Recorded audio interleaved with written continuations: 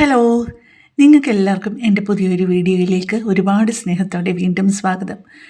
ഒരു 2-3 ഏത്തപ്പഴവും കുറച്ച് തേങ്ങയും ഒക്കെ ഉണ്ടെന്നുണ്ടെങ്കിൽ നമുക്ക് പെട്ടെന്ന് നല്ല സ്വാദോടെ ചെയ്തെടുക്കാൻ പറ്റുന്ന നല്ലൊരു ഈവനിങ് സ്നാക്കിൻ്റെ റെസിപ്പിയാണ് ഇനി ഞാൻ നിങ്ങൾക്ക് വേണ്ടി പങ്കുവെക്കുന്നത്.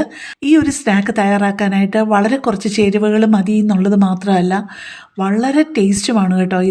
നിങ്ങളിത് ഒരു പ്രാവശ്യമെങ്കിലും ഒന്ന് ട്രൈ ചെയ്യണേ. ഇപ്പം ഞാൻ ഈ ഒരു പാനിലോട്ട് എടുത്തിരിക്കുന്നത് 1 ടീസ്പൂൺ നിറച്ച് ഗീയാണ്.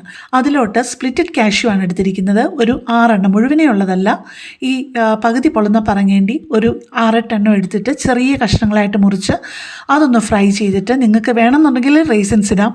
ഇപ്പം എൻ്റെ കയ്യിൽ റേസിൻസ് ഇല്ലായിരുന്നു, പകരം ടൂട്ടി ഫ്രൂട്ടി ഉള്ളത് കൊണ്ട് 1.5 ടേബിൾ സ്പൂൺ ടൂട്ടി ഫ്രൂട്ടിയും കൂടി ഇട്ട് ഒന്ന് വഴറ്റി കഴിയുമ്പോഴേക്കും അതിനകത്തോട്ട് 1/2 കപ്പ് ഫ്രഷായിട്ട് ചിരകിയ തേങ്ങയും കൂടി ചേർത്ത് ഒന്ന് വഴറ്റിയെടുക്കുവാണേ. ഇതേ അളവിൽ വഴറ്റിയത് എനിക്ക് വേറെ കുറച്ച് ഇരിപ്പുണ്ട്, അതുകൊണ്ടാണ് ഞാൻ 1/2 കപ്പ് തേങ്ങയും ഒക്കെ എടുക്കുന്നത്. പക്ഷെ നിങ്ങൾ എടുക്കുമ്പോൾ ഇതിൻ്റെ നേരെ ഇരട്ടി അളവെടുക്കണേ. അതായത് 1 കപ്പ് തേങ്ങയും 10-12 കഷ്ണം കാഷ്യൂ നട്ട്സും ഒക്കെ. ഇപ്പം ഞാൻ അതിലോട്ട് 2 ടേബിൾ സ്പൂൺ പഞ്ചസാരയും കൂടി ചേർക്കുകയാണ് കേട്ടോ. തേങ്ങയും കൂടെ വഴറ്റി കഴിഞ്ഞിട്ട് തീ ഓഫ് ചെയ്തിട്ട് വേണം പഞ്ചസാര ചേർക്കാനായിട്ട്. അല്ലാന്നുണ്ടെന്നുണ്ടെങ്കിൽ വളരെ ചെറിയ ചൂടുള്ളപ്പോഴേ പഞ്ചസാര ചേർക്കാവുള്ളേ. നല്ല ചൂടോടെ പഞ്ചസാര ഇട്ട് കഴിഞ്ഞാൽ ചിലപ്പോൾ അത് കാരമലൈസ്ഡ് ആയി പോകും കേട്ടോ. ഞാൻ ഈ പലഹാരത്തിനകത്ത് ഫില്ലിംഗ് ആയിട്ട് വെക്കുന്നുണ്ട്. പിന്നെ പുറത്ത് ആ ഒരു ഏത്തക്കയുടെ ആ ഒരു കൂട്ടുണ്ടല്ലോ, ആ കൂട്ടിനകത്തും ഇതേപോലെ ഞാൻ ഈ തേങ്ങയുടെ കൂട്ട് ഇളക്കുന്നുണ്ട്, കാഷ്യൂ നട്ട്സും ഒക്കെ ഇട്ടിട്ട്. അതുകൊണ്ടാണ് 1 കപ്പ് വേണ്ടത്. നിങ്ങൾക്ക് അകത്ത് ഫില്ലിങ് മാത്രം മതി എന്നുണ്ടെന്നുണ്ടെങ്കിൽ ഇതേ അളവിലെടുത്താൽ മതി. 1/2 കപ്പ് തേങ്ങയും 5-6 കാഷ്യൂ നട്ട്സും ഒരു 1.5 ടേബിൾ സ്പൂൺ ടൂട്ടി ഫ്രൂട്ടിയും എടുത്താൽ മതിയേ. ഇപ്പം ഞാൻ 3 ഏത്തക്ക പുഴുങ്ങിയിട്ട് അതിന് നടുക്കത്തെ ആ ഒരു കറുത്ത നാരുണ്ടല്ലോ, ആ കുരു പോലെയുള്ളത്, അതെല്ലാം ഇച്ചിരി പോലും ഇല്ലാതൊന്ന് എടുത്ത് മാറ്റിയിട്ട് നന്നായിട്ടൊന്ന് ഉടച്ചെടുക്കുകയാണേ. ഇത് പക്ഷേ അധികം നന്നായിട്ടങ്ങ് പഴുത്തതല്ലായിരുന്നു, അതുകൊണ്ട് തന്നെ എനിക്ക് ആ വിരൽ കൊണ്ട് ഇങ്ങനെ കുത്തി ഉടച്ചിട്ട് അങ്ങോട്ട് ശരിക്കും അങ്ങ് മാഷ് ആവുന്നില്ലായിരുന്നു. അതുകൊണ്ട് ഞാൻ മിക്സിയുടെ ജാറിലോട്ട് മാറ്റിയിട്ട് നന്നായിട്ടൊന്ന് അടിച്ചെടുക്കുമായിരുന്നേ. ഇച്ചിരൂടെ പഴുത്ത പഴമായിരുന്നെങ്കിൽ എനിക്ക് കൈകൊണ്ട് തന്നെ നന്നായിട്ട് കട്ടകളില്ലാതെ പേസ്റ്റ് പോലാക്കി എടുക്കാവുന്നതേ ഉള്ളായിരുന്നു. ഇപ്പം കട്ടയില്ലാതെ ആ ഏത്തയ്ക്ക മുഴുവനും അടിച്ചെടുത്തുകൊണ്ട് വന്നിട്ടുണ്ട്. ഇനി ഇപ്പം അതിലോട്ട് ചേർക്കുന്നത് 3 ടേബിൾ സ്പൂൺ ഇടിയപ്പപ്പൊടിയാണ്, വറുത്ത പൊടിയാണ് കേട്ടോ. ഇപ്പം ദേ ഒരു 1-2 നുള്ള ഉപ്പിട്ടിട്ടുണ്ട്. ഒരു 1/4 ടീസ്പൂൺ ഏലക്കാപ്പൊടിയും കൂടെ ചേർക്കണേ. പിന്നെ ഞാൻ ആ തേങ്ങ വഴറ്റിയപ്പോഴും തേങ്ങയും കാഷ്യൂ നട്ട്സും ഒക്കെ കൂടെ വഴറ്റിയപ്പോഴും അതിനകത്തും ഒരു 2-3 നുള്ള ഏലക്കാപ്പൊടി ഇട്ടിരുന്നു കേട്ടോ.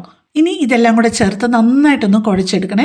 ഞാൻ പെട്ടെന്നൊരു കാര്യം പറഞ്ഞോട്ടെ, എൻ്റെ ഈ ചാനലും വീഡിയോയും ഒക്കെ ആദ്യമായിട്ട് കാണുന്ന ആരെങ്കിലും ഒക്കെ ആണെന്നുണ്ടെങ്കിൽ എൻ്റെ ചാനലിൽ നിങ്ങൾ നോക്കിയാൽ ഒരുപാട് നല്ല വ്യത്യസ്തമായിട്ടുള്ള റെസിപ്പികളുണ്ട്.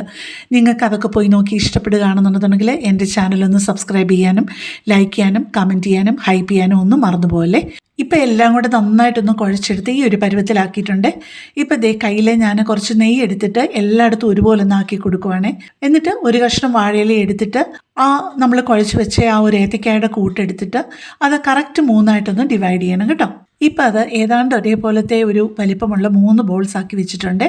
എന്നിട്ട് അതിൽ ഒരു ഉണ്ട എടുത്തിട്ട് നമ്മൾ ആ വാഴയിലോട്ട് വെച്ച് നമ്മുടെ ആവശ്യത്തിനൊന്ന് പരത്തി കൊടുക്കണം. ഒരു ഇച്ചിരി ഘനത്തിലാണ് വേണ്ടത്. എന്നിട്ട് നമ്മളുടെ ആ ഒരു കൂട്ടുണ്ടല്ലോ, ഞാൻ പറഞ്ഞില്ലേ ഞാൻ നേരത്തെ എടുത്ത് വെച്ചത് കുറച്ചുണ്ടായിരുന്നു, ആ കൂട്ടാണിത്. ഇതിനകത്ത് ടൂട്ടി ഫ്രൂട്ടി ഇല്ല, തേങ്ങയും കാഷ്യൂ നട്ട്സും പഞ്ചസാരയും മാത്രമേ ഉള്ളൂ. അത് നിരത്തി കൊടുത്തു. ഇപ്പം ദേ ആ രണ്ടാമത്തേത് ഞാൻ വാഴയിലോട്ട് വെച്ച് പരത്തിയിട്ട് രണ്ടാമത്തെ ആ ഏത്തപ്പഴത്തിൻ്റെ കൂട്ടും ഇതുപോലെ പരത്തി അതിന് മുകളിലോട്ട് ഇപ്പോൾ കവർ ചെയ്തിട്ടുണ്ട്. ഈ ഭാഗത്ത് ക്യാമറ ഒന്ന് ഓഫ് ആയിപ്പോയി, അതുകൊണ്ടാണ് എനിക്കത് വെച്ച് കൊടുക്കുന്നത് എടുക്കാൻ പറ്റാഞ്ഞത്.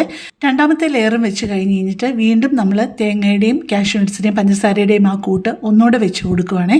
ഏറ്റവും മുകളിൽ വരേണ്ട ആ ഒരു ലെയർ വാഴയിലോട്ട് വെച്ച് ഒന്ന് പരത്തി കൊടുത്തിട്ട് ഇതുപോലെ 3ആമത്തെ ലെയറും വെച്ച് കൊടുക്കുവാണേ. 3ആമത്തെ ലെയറും കൂടെ വെച്ച് കൊടുത്തിട്ട് നമ്മുടെ കൈയുടെ വിരലുകൊണ്ട് തന്നെ നമുക്ക് അതിൻ്റെ സൈഡൊക്കെ ഒന്ന് ഒതുക്കി കൊടുത്ത് ആ 3ഉം കൂടി ഒന്ന് ഒട്ടിപ്പിടിച്ചിരിക്കുന്ന രീതിയിലാക്കാം. പക്ഷേ എനിക്ക് അതിനേക്കാട്ടിൽ കുറച്ചുകൂടി എളുപ്പമായിട്ട് തോന്നിയത് ഫോർക്കിട്ട് ഇങ്ങനെ ഒന്ന് പ്രസ് ചെയ്ത് കൊടുത്തു കഴിഞ്ഞാൽ കുറച്ചുകൂടെ നീറ്റായിട്ടിരിക്കുവേ.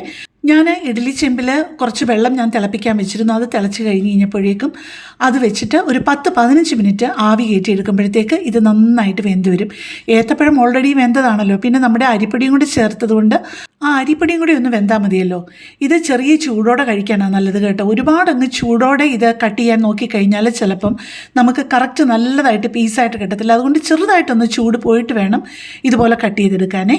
എന്നിട്ട് ചെറിയ ചൂടോടുകൂടി തന്നെ കഴിക്കുകയും കൂടി ചെയ്യുമ്പോഴാണ് അതിൻ്റെ ശരിക്കുള്ള സ്വാദ് അറിയുന്നത് കേട്ടോ. അത് തണുത്ത് കഴിഞ്ഞ് കഴിഞ്ഞാൽ ചിലപ്പോൾ അങ്ങ് കട്ടിയായിപ്പോവും. ഇതേ കണ്ടല്ലോ എന്ത് ഭംഗിയായിരിക്കുന്നല്ലേ, നല്ല സ്വാദുവാണേ.